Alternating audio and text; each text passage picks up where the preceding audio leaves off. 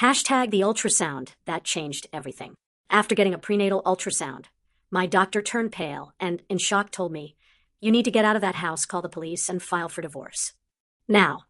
But why? I asked. Look at the screen. You'll understand. After that, I never went home again.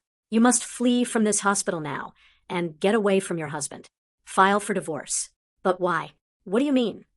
That's what my doctor told me in the last month of my prenatal checkup, and from that moment, I knew there was no turning back. Before I begin, tell me in the comments what city you're listening from. I'd love to know how far my story has reached. Sarah was 32 years old, and until recently felt she was living the best moment of her life. Her first pregnancy, the home she always dreamed of, and a husband who to everyone was the perfect model of a man. Successful, charming, protective. She had no doubts. She loved Michael with all her being, though lately something inside her felt restless. Not about her baby, not about childbirth, but about him. The last few months had been strange. Michael wasn't violent, never raised his voice, never lifted a hand, but his way of controlling every detail had become more evident. Medical appointments had to be scheduled with him. He didn't like Sarah seeing her friends without telling him first. He had access to her social media, her emails. Everything was for safety, he said. And Sarah, wanting to avoid arguments, gave in. "I don't want anything to happen to you," Michael would say while caressing her belly. "You two are everything to me." She believed him because his voice was sweet. His eyes filled with tenderness when he said it, but there was something behind that tenderness that was starting to suffocate her. As if Michael's smile hid something she couldn't see or didn't want to see. That Thursday morning, as Sarah prepared for another ultrasound, she felt a pang of sadness when Michael told her he couldn't accompany her. "An urgent meeting came up," he said while checking his phone. "New investors. It's for the project. You know it's important." "I know," she replied, swallowing the words she really wanted to say. It was the third time he'd missed an important checkup, always with a valid, professional, convincing excuse. But Sarah was no longer sure everything was so casual. She put on the most comfortable blouse she could find, pulled her hair back in a braid, and drove to the clinic. While driving, she noticed her breathing was labored, her chest tight, as if something was going to happen. She couldn't explain it. It was an anguish that had been there for days, a feeling that wouldn't go away. The clinic was quiet. In the waiting room were other pregnant women, most accompanied by their partners. They smiled, took photos, shared nervous laughter. Sarah, on the other hand, felt alone, but didn't want to give it too much importance. She didn't want to think her pregnancy was different. She didn't want to doubt Michael. Not yet. Sarah Thompson called the nurse. She stood up slowly, caressing her belly as if apologizing for not being completely happy. She entered the office where Dr. Harrison received her with his usual warmth. He had been her doctor since the first month. A serene, older man with a voice that conveyed security, but that security would vanish in a matter of minutes. "Ready to see your little one?" he asked while turning on the ultrasound equipment. "Yes, I think so," Sarah replied, a bit more nervous than usual. She lay back on the table. The cold gel gave her a slight chill. She closed her eyes for a moment as the machine began to emit those sounds she had heard so many times. The baby's heart was beating strong. Everything seemed normal, until it stopped being so. The doctor frowned, adjusted the equipment, enlarged the image, went back, moved forward again. Sarah noticed the change in his expression. "Is something wrong?" He didn't respond immediately. He lowered the monitor volume, moved a little closer to the screen, then looked directly into her eyes with a mixture of fear and urgency. "Sarah, I need you to listen carefully. What's happening? You need to get out of that house, call the police, and file for divorce from your husband. Today." The world seemed to stop. What are you saying?" "I can't give you all the details now," he replied in a low voice, as if he feared someone might hear him. "But there's something very serious. You're not safe in that house. I don't understand what's happening." The doctor turned the screen toward her. "Look for yourself, you'll understand." Sarah looked up. On the monitor, next to the figure of her baby moving softly, there was another silhouette, something blurry, dark, with no clear shape, but it was evident it wasn't part of the baby. A second presence, like a shadow attached to the image, something that shouldn't be there. What is that? That's what I'm trying to understand, and that's what worries me. That image doesn't appear in normal pregnancies. It's not a reflection, it's not equipment error, and it's not the first time I've seen it in cases related to certain private clinics. Clinics that, until recently, were under international investigation. I don't understand. My pregnancy isn't normal. What I'm going to tell you might seem absurd, but I need you to trust me. Your husband has a background with a medical network that isn't legal. There are signs that your pregnancy might have been manipulated without your consent, and what you see on the screen could be evidence of that. Sarah sat up with difficulty. She felt her head heavy, her heart racing. Everything inside her screamed to escape. But what do you mean by manipulated? Sarah, do you believe this baby was conceived out of love? Of course. But there are things that don't add up. There are traces in your medical history indicating there were interventions. And those interventions match methods used by certain clinics in Europe. Your husband traveled there, right? Yes, 2 years ago. He said it was for business. It wasn't just for business. And it wasn't a coincidence that right after that trip you got pregnant. You need to leave here. Don't talk to him. Go to a safe place. Sarah looked at him, unable to respond. Her hands were cold. Her body trembled. She didn't want to believe it. She couldn't believe that everything she had built with Michael was a lie, that this baby she loved so much was involved in something she didn't understand. The doctor handed her a folder with the results. Here's what you need. Don't lose it. There are more people involved, and not all of them are like you. She left the office as if walking on ice. The lights, sounds, people, everything became distant.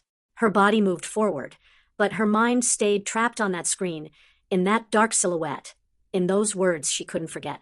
She didn't return home. She took her car and drove aimlessly until she parked in front of a park. She cried uncontrollably. She didn't know if she was in danger, if her baby was, if Michael was the man she thought he was, or someone completely different. Hours later, she went to Emma's house. I didn't know where to go, she said through tears. Emma didn't ask questions, just hugged her. Sarah collapsed in her arms. Did he hurt you? No, not yet, but I think he's hiding something very serious. What happened? Sarah told her everything, or at least what she could tell.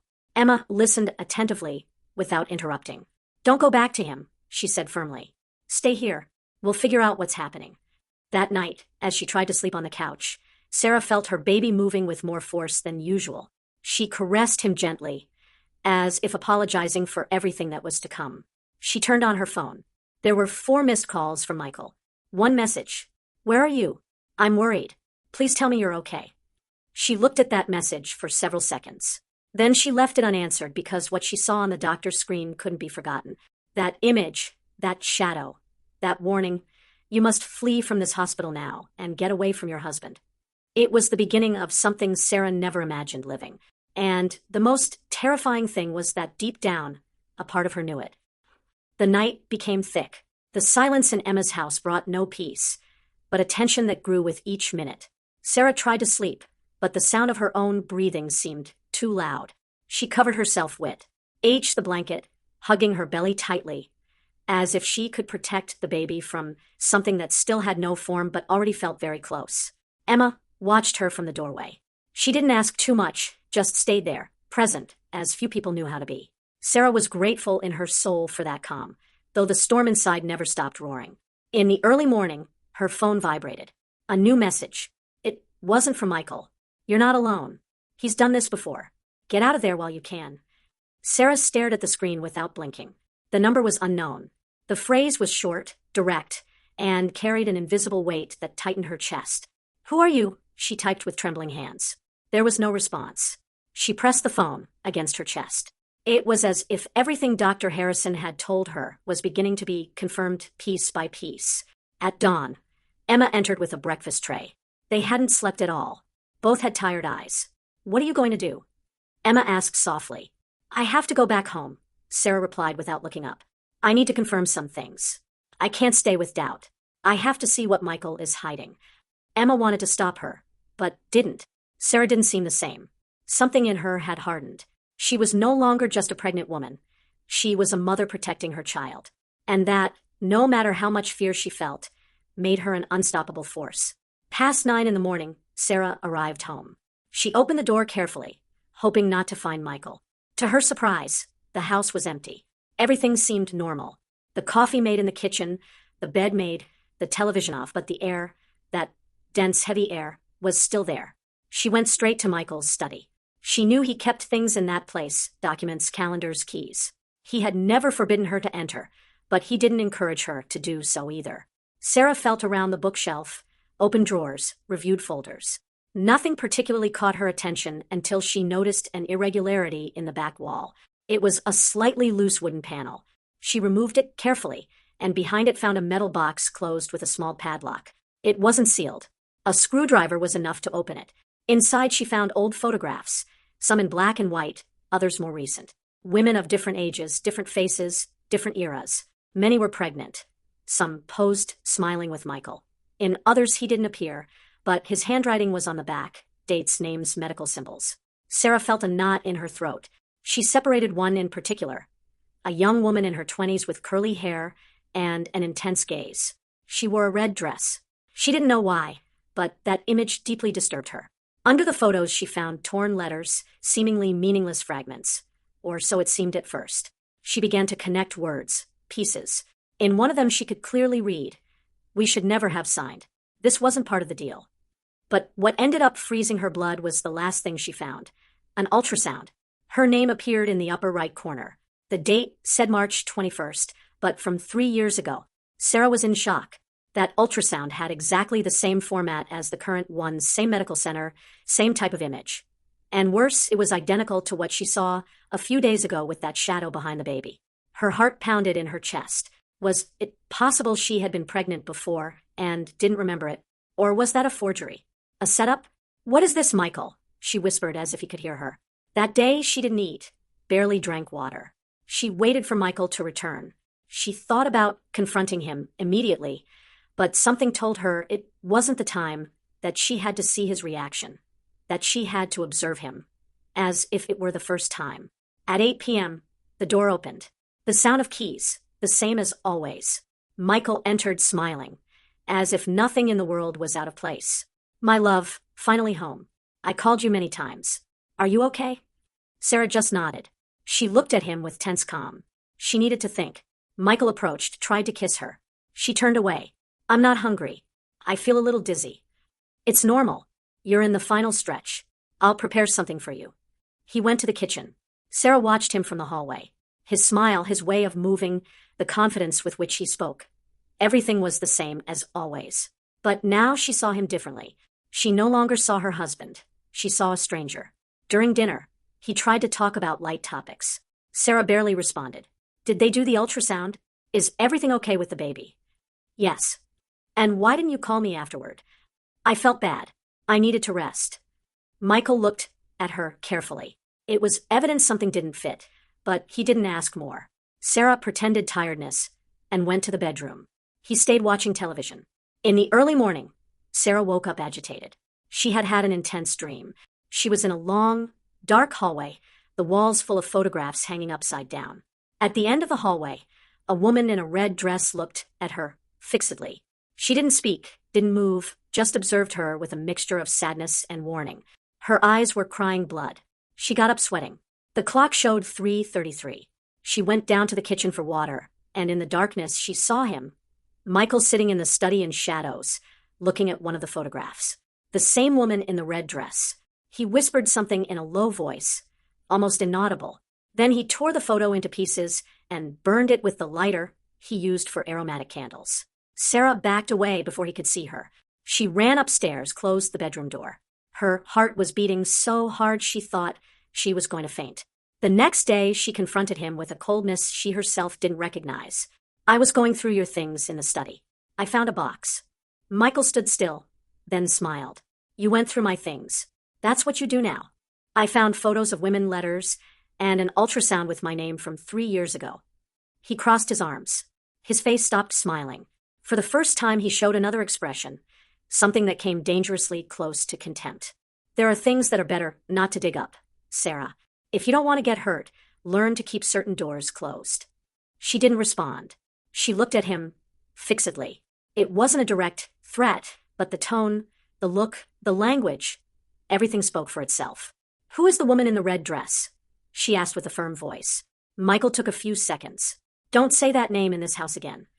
"I didn't say any name." He looked at her with fury. "You're letting them fill your head. You're pregnant, vulnerable. Don't confuse hormones with conspiracies." Sarah got up, said no more, went up to her room, packed a small suitcase, and took her phone. Emma had insisted she let her know if anything strange happened. Michael knocked on the door. Are you going to run away just like that?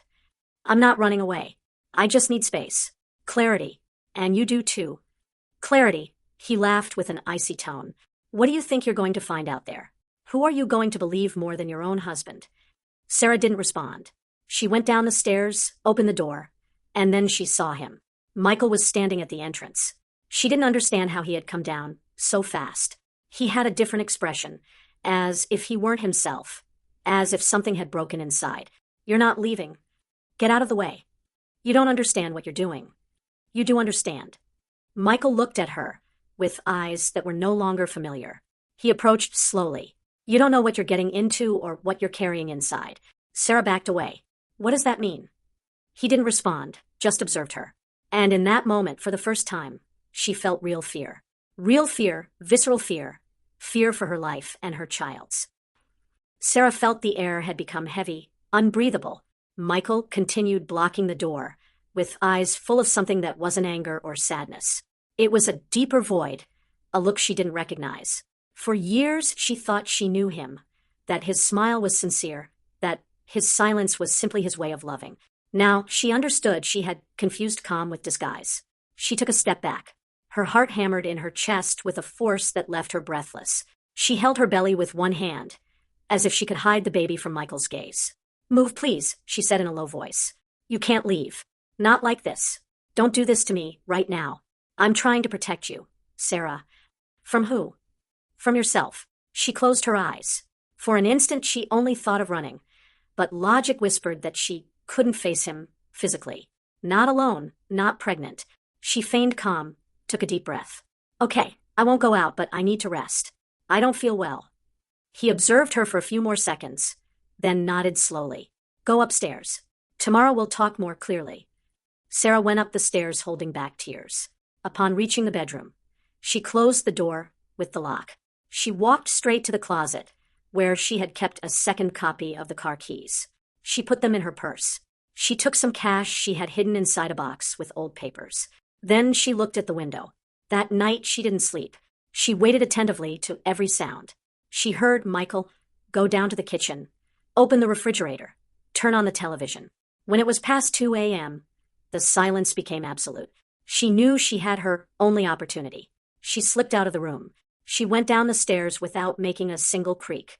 Her steps were almost ghostly. She crossed the living room with her purse hanging on her shoulder, and one hand firmly placed on her belly. Upon reaching the door, she held her breath, turned the knob barely, and managed to get out. She ran to the car, started the engine, and drove away from that house without looking back. She didn't know how much time she had before he noticed her absence. She only knew that night, she couldn't allow herself the error of returning. The first place she thought of going was Emma's house. She drove with eyes clouded by tears and with an increasingly strong feeling that someone was following her, though she saw no car behind. She arrived around 3:30, knocked on the door incessantly until Emma appeared half asleep and with her face full of concern. Sarah, what happened? I can't stay in that house anymore. Emma, this goes beyond what I imagined. It's not just that Michael lied to me. There's something dark in him, something that's wrong from the beginning. Emma let her in, hugged her tightly. Sarah broke, completely. They spent the rest of the night together in the living room. Sarah showed her the photos she had found. She told her about the ultrasound dated 3 years earlier and the hidden box, about the woman in the red dress, about the veiled threat she had felt in Michael's voice. The next morning she called Dr. Harrison. She asked for an urgent meeting. The doctor agreed to see her at a small cafe far from downtown. Discreet, almost hidden among cobblestone streets. Sarah arrived accompanied by Emma. The doctor was sitting at a table in the back, with a thick folder on the table, and a more serious face than ever. Thank you for coming, he said as soon as he saw her. There are things I can no longer hide from you. Sarah sat down. Emma held her arm. The image you saw in the ultrasound wasn't a coincidence, the doctor began. Nor was it the first time I saw it. Years ago, I worked as an external consultant for an experimental fertility program in Europe. They paid me well. We signed confidentiality agreements. They assured me it was legal, innovative, ethical. I believed them until I discovered otherwise. He opened the folder. Inside were medical reports, genetic diagrams, photographs, letters. Your husband Michael was one of the main investors in that program, not as a businessman, but as a donor of information, resources, and genetic material. Sarah was speechless. You're saying he didn't just participate, he was central to the project. The program consisted of creating controlled pregnancies, selecting compatible genetic profiles to generate a perfect birth. Ethics was the first thing they destroyed. They used women in vulnerable situations, many without knowing what they were really doing to them. Some disappeared, others died, and at least 3 babies were never officially registered. Sarah felt a deep cold in her chest. It was as if her body was beginning to dissociate from reality. What does that have to do with my pregnancy? Much more than you imagine. This isn't the first time you appear in the records. He searched among the sheets. Here it is. This file is yours, but the date is from 3 years ago, with the same type of fetus, with the same anomaly in the ultrasound. I wasn't pregnant 3 years ago. That's what you think. But there are signs that you could have been sedated, inseminated, all clandestinely. You weren't the only one, though you were the only one who survived without remembering anything. Sarah stood up abruptly. No, this can't be true. How is it possible they did something like that to me without me noticing? The doctor looked at her with compassion. The body remembers, but the mind blocks what it can't accept. Emma tried to calm her. Sarah walked in circles, crying inconsolably. And the baby I'm carrying is part of that experiment. The doctor didn't respond immediately, only nodded slowly. I can't assure it 100%, but all signs indicate yes. Sarah felt the ground disappearing under her feet. Emma hugged her tightly. You're not alone, she told her. We're going to get out of this. I promise. That day the doctor gave them all the documentation, asked for discretion. He said he had received threats since he began investigating on his own, that he feared for his life. In the afternoon, Emma took Sarah to a safe place. Not her house or her parents. A small apartment that a friend who lived in another country had lent her. It wasn't registered in her name. It was perfect for disappearing for a few days. That night, while reviewing the papers, Sarah found a repeated reference. A name, Elena. In at least 3 reports, Elena appeared as patient 47. She had been Michael's partner before her. She had disappeared 3 years ago. Officially, she had died of natural causes, but the last entry in her file said, seen in Boston 4 weeks before the supposed death date. Sarah couldn't help searching for more. She found hidden forums, support groups, leaked files, and in one of them a recent post with a photo. A woman with black hair, thin, with deep dark circles. It said Elena C., followed by an address. Emma wanted to stop her, but Sarah was determined. I have to see her. She knows what I don't know. The apartment was small, old, with damp walls. Elena received her without surprise, as if she already knew that someday Sarah would appear there. So, you finally open your eyes, she said, sitting in front of her. Are you Elena? I don't know who I am anymore. Sarah didn't know where to begin. I need to know what Michael did to you. What is this baby I'm carrying? Elena looked at her with a mixture of compassion and rage. It's not just yours, not yours or his. There's those who signed the contracts, those who invested money to play with our bodies. Sarah covered her mouth. She felt nauseous. They used me, Sarah. They forced me to stay in a clinic for years. They did tests, ultrasounds, injections. They made me believe I was sick, that I had something wrong. Then, when the pregnancy failed, they abandoned me. They said I was dead. Even my family believed it. And your baby? Elena looked at her with eyes full of tears. I never saw him, but they told me he survived. Sarah broke down crying. Why didn't anyone stop this? Because you don't stop something that generates money. They hide it well, very well. Before saying goodbye, Elena gave her a notebook. Write everything, every detail. Don't trust your memory. It gets erased. They erase it. Sarah returned to the apartment with her heart torn. That night she didn't sleep, just wrote loose words, confused thoughts, names, dates, questions. Writing was the only thing she could do without losing her mind. The next morning, she tried to contact Elena to thank her, but no one answered. She went to the apartment. The door was open. The place was ransacked.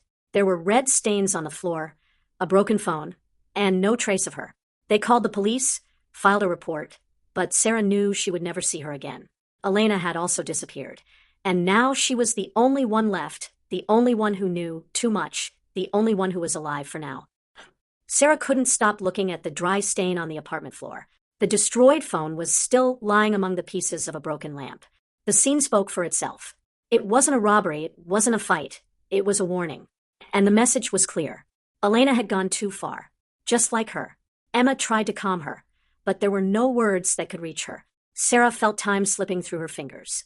Every day that passed, the baby inside her belly moved more. It should be a blessing.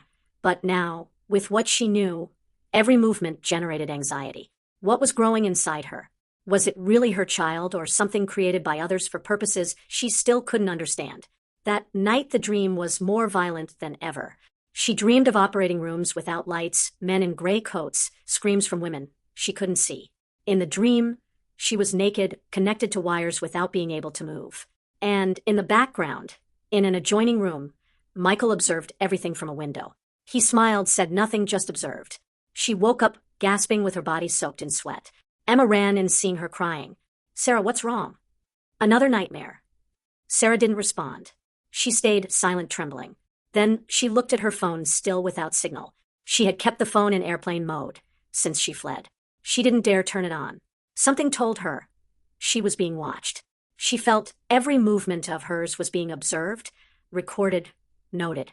The next morning, reviewing the documents Dr. Harrison had given her, she found a name that was repeated several times in the experimental program's clinical reports. Victoria Lawson, assistant nurse. Genetic Trials Department. Registration canceled in 2019. No subsequent contact. The obsession activated. Sarah dedicated the whole day to looking for her. Forum after forum. Social network after social network. Nothing. Until at nightfall she found a hidden email in an old PDF from the Department of Health. An email associated with Victoria that seemed abandoned, but Sarah wrote anyway. The subject was short. "I need to talk to you. It's about Michael." She didn't expect a response, but half an hour later the message was read, and shortly after came a reply. "Not here. There are online cameras. I'll wait for you tomorrow at 10 at Central Park. Wear white. Don't say my name." Sarah's heart raced. Emma insisted she not go, that it could be a trap, but she could no longer afford the luxury of running. She had to know, she had to understand what was growing inside her. The next day she showed up punctually, dressed in white, as indicated. She walked among people, trying not to seem nervous. She felt everyone's gaze on her. Every unknown face seemed to hide an intention until she saw her. A middle-aged woman, thin, hair pulled back in a low bun, dark glasses, approached without saying a word. She walked next to Sarah as if they were friends. She didn't look at her at any moment. "Don't turn around," the woman whispered. "You're putting me at risk too." "Are you Victoria?" "Yes, but I don't want to hear that name again. I need to know what they did. What is this pregnancy? What you're carrying wasn't a coincidence. It was selected." "Selected?" "You were chosen for your genetic compatibility. You're within the profile they were looking for. Healthy eggs, receptive uterus, clean medical history. But you don't know the whole story." "Then tell me." Victoria swallowed. Then, in a barely audible voice, she began to speak. The program started as medical research, genetic improvement, embryonic selection, prevention of hereditary diseases.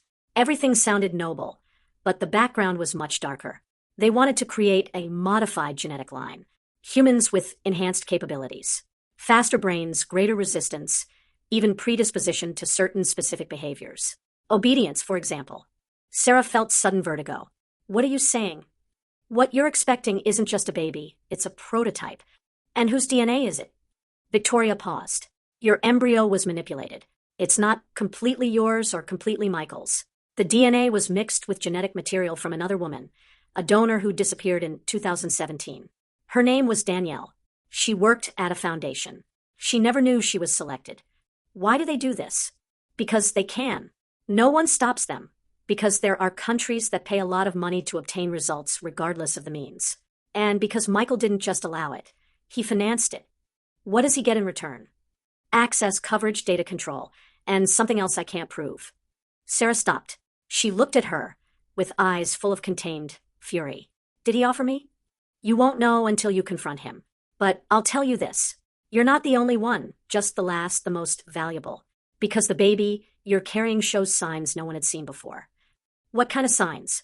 "The last time your tests were reviewed, fetal brain activity was above the average of a 3-year-old child, and he hasn't even been born yet." Sarah felt the world collapsing under her feet. The wind blew strongly. People continued walking. Around her, everything seemed normal, but inside her something was falling apart. And what happens if he's born? Victoria looked at her finally, and what she said next was even more terrifying. They're not going to let you. They don't want him to live a normal life. That child already has an owner. Victoria left without saying goodbye. Sarah returned to the apartment, trembling. During the journey, she felt mild contractions. It wasn't normal at that stage of pregnancy. The baby moved more and more, seemed to want to get out, as if the body could no longer contain him. She called Dr. Harrison. She told him everything. The man listened in silence.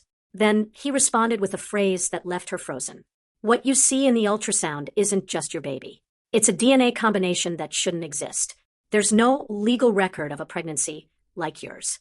Not in this country or on this continent. What do I do, doctor? Sarah, there's a moment when you can no longer go back. You must decide if you want to protect the baby as a mother or save yourself. That night, sleep became torture. She dreamed she was in the operating room again. But this time the baby didn't cry when born. He sat up, opened his eyes, spoke, said words no one had taught him, and then pointed at her with his finger. You're not my mother, the child said. Sarah woke up, screaming. Emma ran to her side. I'm afraid again. He moves as if he knows, as if he hears me think. She took the phone, turned on the data. She wanted to send a voice message to the doctor, but as soon as she activated it, 7 notifications arrived, all from the same sender. Hidden number. Only one had multimedia content. She opened it. It was a photograph. The image showed a white crib, a hospital room, and in the crib a sleeping baby. It had the same features Sarah had seen in the ultrasounds.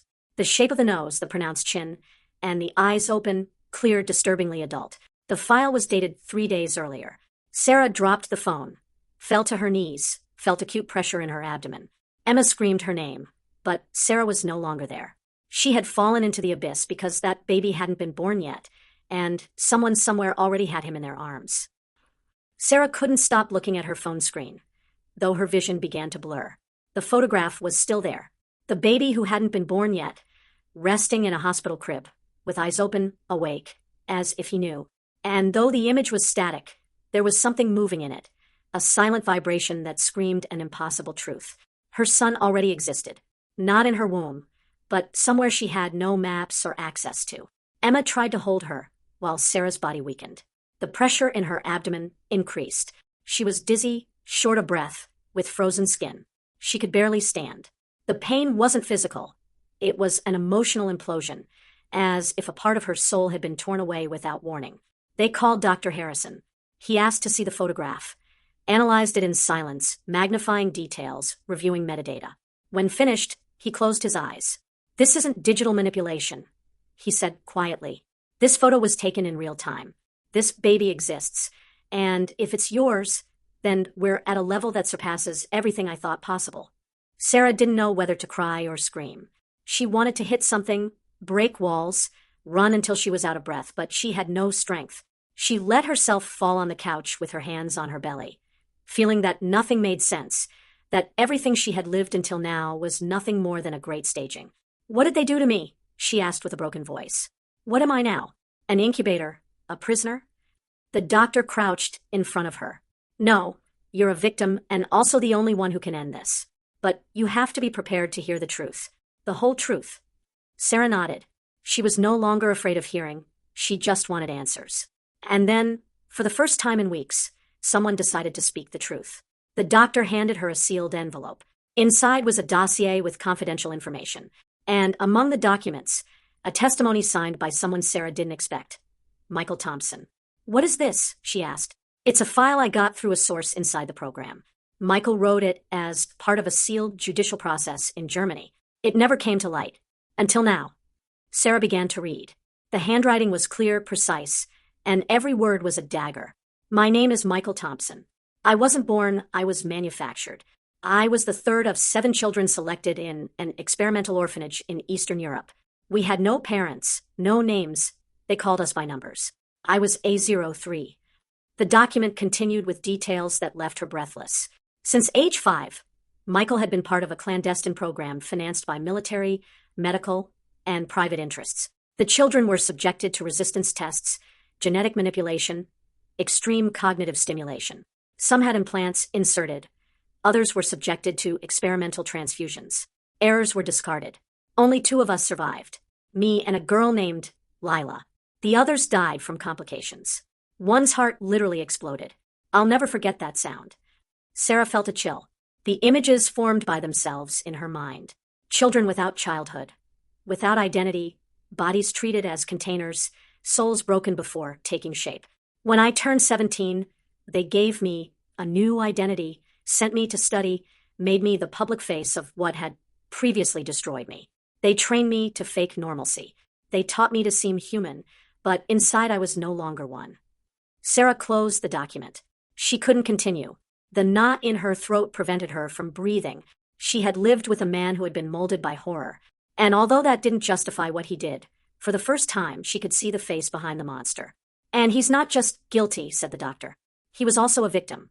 The problem is he never broke the cycle. He perpetuated it. That night, Sarah wanted to believe she still had a way out. She thought about fleeing to another country, changing her name, disappearing with the baby at the moment of birth. But fear was bigger than hope, because she knew Michael wouldn't let her escape. And she was right. What did you do to me? Michael approached slowly. He didn't have the cold expression of other times. Now his eyes were red. He had gone days without sleep, and for the first time he spoke without arrogance. I won't hurt you. I swear. I just needed you to listen to me. And she was right. Sarah turned her face, holding back tears. He's not a product, he's a child, he's my son. At dawn the next morning, she woke up with a strange sensation. She wasn't in Emma's apartment. She wasn't anywhere she knew. She was in a white, empty room with a gurney in the center and cameras in the corners. She didn't remember how she had arrived. The last thing she remembered was falling asleep on the couch with Emma by her side. The door opened, and he appeared. Michael. Sarah screamed. She tried to get up. She was connected to N4. Her legs didn't respond. I've heard enough. I know everything. I read what you wrote. I read it all. Michael looked down. Then, I never had a childhood, never had a choice. Everything I did was because they trained me for that, to fulfill a purpose, to obey. And that doesn't give you the right to use my body, to use me like I was an experiment. I didn't choose for it to be you. The system did. Your genetic data was loaded into a compatibility database. You were perfect. The program chose you, but I fell in love afterward. Don't say that. It's true. I fell in love with you like a condemned man falls in love with fresh air. Because you didn't know anything, because you were free, because you had a laugh that didn't come from any programming. Sarah cried silently. Then why didn't you tell me? Why didn't you protect me? Because it was too late. Because if I quit, they would kill me. And if I ran away with you, they would kill you. You don't know who you're dealing with. They're not doctors, they're not scientists, they're mercenaries in white coats. And now what do you want? What do you expect me to do? I want you to understand that I didn't do it for ambition. I did it because the child who's coming has a chance. He can be free from everything I couldn't be. He has capabilities that even doctors can't explain. And I don't want him to end up in a laboratory like I did. I want him to live. What are you saying? Michael knelt in front of her. He cried without hiding. Everything I did was so this child wouldn't live what I lived. Sarah couldn't process it. Everything was too much. The room, the lights, her immobile body, the confession, the crying of a man who now no longer seemed like the villain, but a broken child asking for help. But there was something else, something that drilled into her conscience. Where am I? What is this place? A private medical center where it all began. This is where they created me and you. Not you in the same sense, but here they took your genetic information, here they selected you, and here they want you to give birth because they can't lose this experiment. And what will you do? Whatever is necessary for you to come out alive. You and him. But I'm no longer part of the system. They want to silence me too. Sarah tried to say something more, but an icy current ran through her body. Her vision began to fade. Sounds became distant. Her heart beat slowly, as if she were descending in water. And the last thing she heard before fainting was Michael's voice saying, I'm sorry. Forgive me for everything I did, but now it's your turn to fight for both of you. When she opened her eyes, she was no longer alone. She was in a white room, surrounded by doctors with bright lights over her face and a woman's voice saying, prepare everything, the birth will be today. And Sarah knew the moment had arrived. The inevitable was already here. The white light of the operating room burned her eyes. She felt cold, though her body was sweating. Her legs were tied.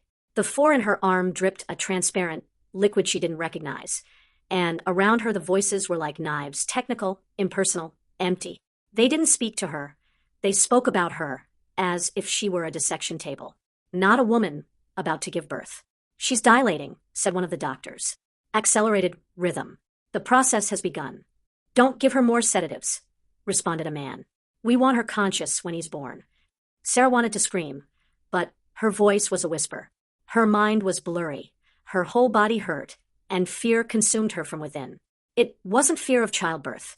It was fear of afterward, of what would come when her son left her body. Who would take him? What plans did they have for him? Suddenly, a figure approached her side. It wasn't Michael. It was a younger man, thin with a white coat, but with dead eyes. "Sarah," he said quietly. "My name is Robert. I worked with Michael years ago. They asked me to assist you." "Where am I?" she mumbled. "At a clinic in upstate New York, outside the system. Here no one asks questions. No one comes without permission. No one leaves without authorization. My son." Robert looked at her with something resembling compassion. "What you're carrying isn't a normal baby. You know that. You felt things. You saw it in the studies, in the images." Sarah nodded weakly. The nightmares, the strange movements, the ultrasound with that silhouette that seemed like another presence. Everything fit now, and everything was more terrifying than she could have ever imagined. "Your son is the first of a new genetic line," Robert continued. "His DNA contains fragments from 3 different people. You, Michael, and a donor whose identity was erased from the system. Patterns were mixed to create a resistant, adaptable, emotionally neutral being.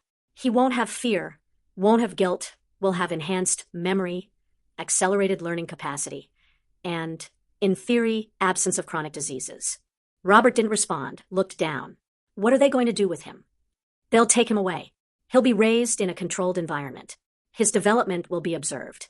He won't have a name, just a code like they did to us." Sarah opened her eyes, forcefully. "You were too." Robert nodded. "I never knew my mother. I only knew they gestated me in a clinic like this. I was educated as part of the previous generation. We're not unique, just earlier errors. You're carrying in your womb the first one that could function without flaws." "I won't allow it," she said with what little energy she had left. "Then you have to do it now," Robert said urgently. "If you decide to escape, there won't be another opportunity." Sarah looked at him incredulously. "You would help the mother of the experiment you consider perfect to escape. Because I don't want him to end up like me. Because I still have a shred of humanity left, even though they trained me not to have any." Robert disconnected the monitors, removed the fore from Sarah's arm, took off the leg restraints, and helped her get up. "You can't run, but you can walk. There's an exit through the north wing. Use the maintenance stairs. I'll distract security. Just don't stop. And if they catch me, then it won't be birth anymore. It'll be extraction. And you'll never see him again." Sarah got up as best she could. The pain was unbearable. Contractions increased. Every step was a battle. Her legs faltered, but her determination didn't. She left the room, sliding through an empty hallway. The lights flickered. The smell of disinfectant turned her stomach. She passed a room where she managed to see incubators. Some empty, others not. She didn't want to look anymore. She reached a staircase. She went down with effort. She felt her body was at its limit. She didn't know how much time she had before the birth occurred right there.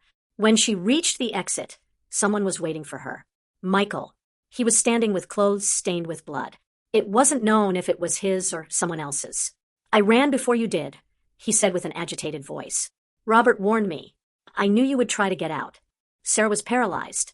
"Are you going to stop me?" "No. I came to help you. The van is outside. I have a contact at a rural hospital. No one will know who you are or what you're carrying." "Why are you doing this now?" "Because I can't keep pretending I'm the perfect product. Because I'm dying, Sarah. I have a degenerative disease. My body no longer responds.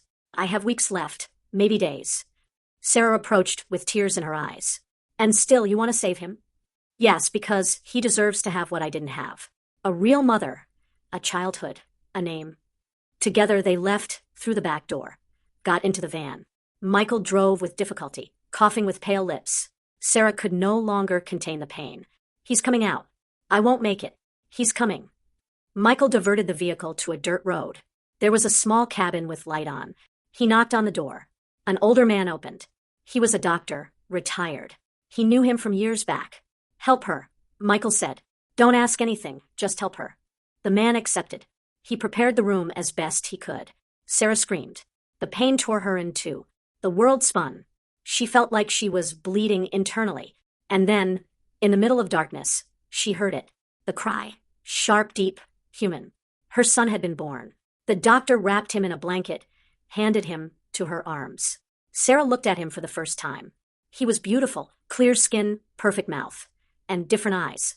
One honey-colored, the other blue, as if genetics hadn't decided between two paths and had taken both. Sarah cried uncontrollably.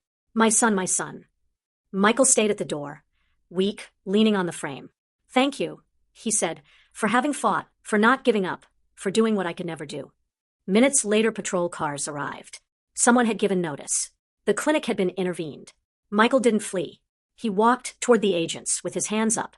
"I'm the one you're looking for, but don't touch the mother or the child." He was arrested without resistance. Days later, in a high-security medical cell, Michael wrote his last message. Not for justice, not for doctors, but for his son. "I wasn't free. You can be. Don't become me." He died alone, without visitors, without a tombstone. His body was cremated by court order, classified as contaminated material due to genetic alterations. Sarah, on the other hand, lived in a house far from the world, without neighbors, without networks, just with her son. She gave him a simple name, the same as her grandfather. A human name, one that no one could use as a code. Every night she watched him sleep. And although she still didn't know what future awaited him, she knew something with certainty. No one would use him as an experiment. No one would take his life from him. No one would decide for him. Because that time love won over control. And Sarah was still fighting. Time didn't heal her wounds, but made them bearable. After her son's birth, everything changed. Fear didn't completely disappear, but it stopped having form. It became a shadow she learned to recognize, to domesticate, to keep at bay. She no longer ran, no longer fled. Now she walked with firm steps on a new path, one she hadn't chosen, but wouldn't allow others to decide for her either. She moved to a small town without a name on tourist maps, where the wind carried the smell of wet earth and firewood. There she rented a wooden house surrounded by trees that creaked when the silence was too deep. She changed her name and the child's. No one knew her story, and that was exactly what she needed. To start over, not from zero but from truth. The child grew quickly. At 5 years old, he already read fluently, understood concepts that others his age couldn't even imagine, and had a memory that bordered on inhuman. But the most amazing thing wasn't his mind, but his soul. Despite how he had been conceived, despite everything behind his existence, the child was sweet, empathetic, generous. He liked helping wounded animals. He asked about the poor people he saw on the roads. He picked up insects from the ground so they wouldn't be stepped on. Sarah sometimes watched him play and felt she was seeing a miracle she didn't deserve. She didn't talk to him about his origin, at least not yet. She spoke of his father as someone who loved her in his way, who had a hard past, who made serious mistakes, but who never stopped being human. She wanted her son to remember him as someone who tried to redeem himself, not as a monster. She wanted him to know the truth, but at the right moment, when his heart was prepared to understand the complexity of the human soul. Every year, in silence, Sarah visited the place where they scattered Michael's ashes. There was no tombstone, no cross, no name, just a piece of dry earth at the foot of a hill. There, she sat without flowers, without candles, just with a sheet of paper in her hand. On one of those anniversaries, she left a letter written in black ink, simple and direct. It was the last one she would write. "I don't forgive you, but I don't hate you either. I just hope your son manages to be free." She left the letter under a stone and walked away without looking back. The town was a silent witness to the child's growth. They saw him walk hand in hand with Sarah, play with other children without ever telling them he was different. And although no one knew it, he was. He was in every gesture, in every word, in every look that seemed to understand everything without having lived it. He was a mixture of pain and hope, of science and soul, of light and shadow. A new soul in a modified body, but with innocence intact. When he turned 5, he asked his mother to teach him to plant a tree. "Why do you want to plant one?" Sarah asked as they dug together in the earth. Because you told me there are people who end up as ashes, and I want something to grow from those ashes that gives life, something beautiful. I don't want anyone to end up being just dust. Sarah felt her breath stop for a few seconds. She looked into his eyes, those unequal eyes that seemed made to look in two different directions at the same time, and knew she had done the right thing. Against all odds, against all calculations, against all experiments, that child was living proof that good could be born from the darkest cracks. Together they planted a small jacaranda tree. They watered it with clean water, and the child promised he would take care of it every day. Sarah said nothing, but inside she cried, because she finally understood that not everything was lost, that despite what she had lived through, pain could be transformed, that love wasn't a privilege reserved for the perfect, but a refuge for the broken. Every night before sleeping, she sat on the edge of his bed and told him a story. Never fairy tales, but real stories. Stories of children who survived wars, of women who escaped abuse, of people who lost everything and still chose to love. She didn't want her son to grow up in a bubble. She wanted him to know the world could be cruel, but also full of beauty if one learned to see it with the eyes of the soul. One day he asked her, "Mom, do you believe in God?" Sarah took a few seconds to respond. She had believed, then doubted, and then understood something that couldn't be explained in words. "Yes," she responded calmly. "Not as they taught me, but I do believe in a God who isn't in temples or books, but in small miracles like you. And why did God allow them to hurt you?" She looked at him in silence. Time seemed to stop. Then she caressed his hair, tenderly. "Because God doesn't control men. He gave us freedom. And with it, some cause harm, others save lives. But I also believe that even when they break us, He doesn't stop being there. He accompanies us in silence, in pain, and if we let Him, He transforms us." The child nodded, as if he understood more than he could explain. "Then I'm a miracle?" "You're an answer to a prayer I didn't even know I was making." Silence settled in the room. Outside, the wind blew softly. Life continued slowly, without drama, without jolts, but with truth, with humanity. On the last page of the notebook Sarah had begun writing during her pregnancy, she wrote a phrase that would close her story. "Sometimes life doesn't choose the most prepared. It chooses the strongest. And I was one of them, not because I wanted to be, but because I had no choice. Because when you have nothing left, you cling to what matters. And what matters in the end isn't what you were, it's who you become with what you lived and who you form with what you love." The child grew. Sarah did too, not just as a mother, but as a woman. She rebuilt herself from the ashes. She didn't forget, but didn't get stuck in memory either. She used every wound as testimony, every tear as water for the tree they had planted. And every day, seeing her son laugh, she felt that life had won over the experiment. And God, in His infinite silence, didn't speak with words, but with actions, because He allowed horror to become an embrace. Science sought perfection. God created love. Genetics designed a new being, but it was Sarah's soul that made him human. The program wanted to control life, but faith, that which awakens when everything seems lost, was what finally wrote the ending. Not in laboratories, not in files, not in anonymous graves, but in a mother's heart and in the eyes of a child who, one day, with small hands planted a tree, where before there were only ashes. What did you think of this story? There are many people who, like Sarah, are living silent battles every day. Our hope is that her voice has also resonated within you. If this story touched your heart, share it. Help more people feel accompanied. Be part of the change. Tell us in the comments what you would have done in her place, what city you're watching from. Reading you makes us feel closer to you. And if you haven't already, give it a like, subscribe, and hit the bell. Every gesture of yours is a sign that these stories must continue being told. Don't leave yet. Our next moving story is already appearing on your screen. Click on any of them and keep exploring this universe of real, moving, and necessary stories. Thank you for being here. Thank you for feeling with us. We send you a huge hug wherever you are. See you in the next one.